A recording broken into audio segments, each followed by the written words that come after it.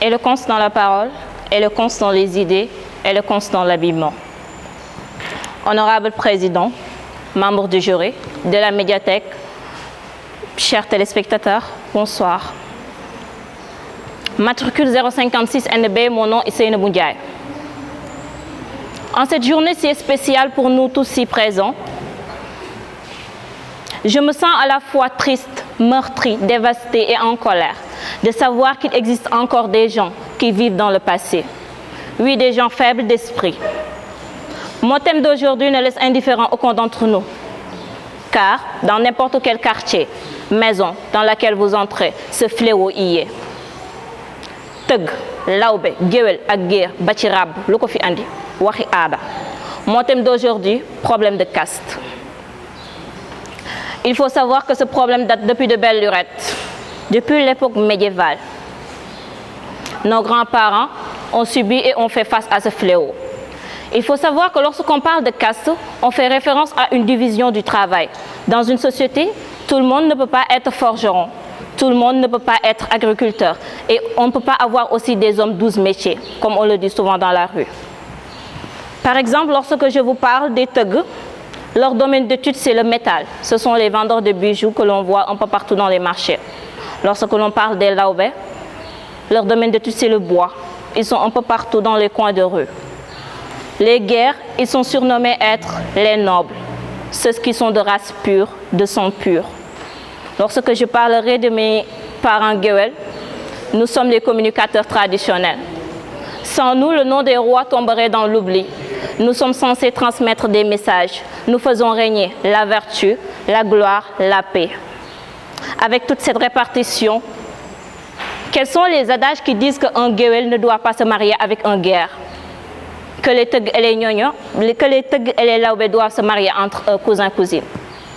Pire encore, ils disent qu'un Géwél ne doit pas s'asseoir sur le lit d'un guerre. Ça porte malheur. Devrais-je vous demander, croyons-nous en Allah?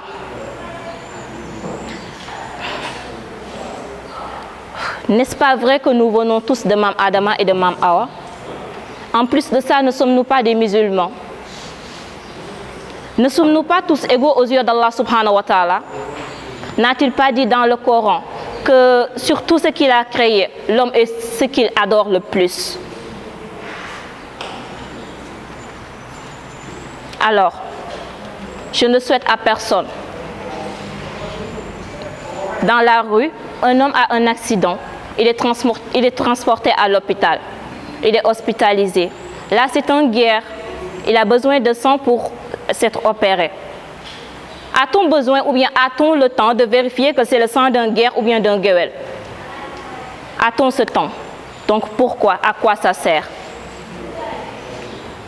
Lorsque, dans un accident récent, on a dit à Pout d'Akmé, l'histoire dira qu'une famille, guerre, n'a pas laissé enterrer un mort dans un cimetière parce que c'était un Géwél.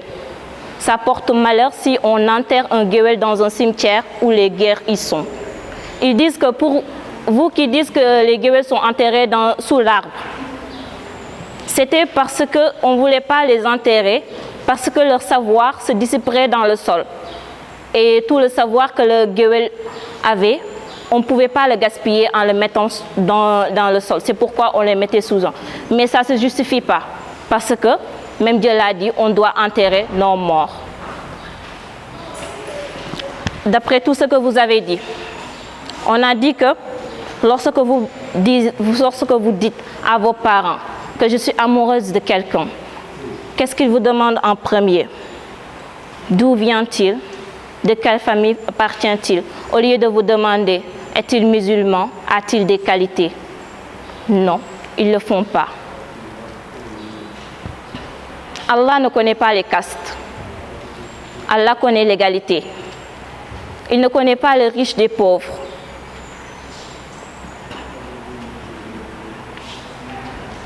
Je me souviens, lorsqu'il m'a présenté à ses parents, la première chose qu'il m'a demandé, quel est ton nom de famille? Ndiaye. Oui, je suis une Ndiaye, une Géwél. Le regard qu'il m'a rétorqué m'a subitement dit que notre relation était finie. Je t'aime, mais ta famille ne m'aime pas. Je t'aime, mais ta famille ne m'aime guère. Parfois, je pense que cet amour est impossible. Mieux vaut être seul que de vivre un amour sans espoir. Alors je préférerais me suicider au lieu de savoir que mon âme ne sera pas unie avec un autre. Merci. Je pense.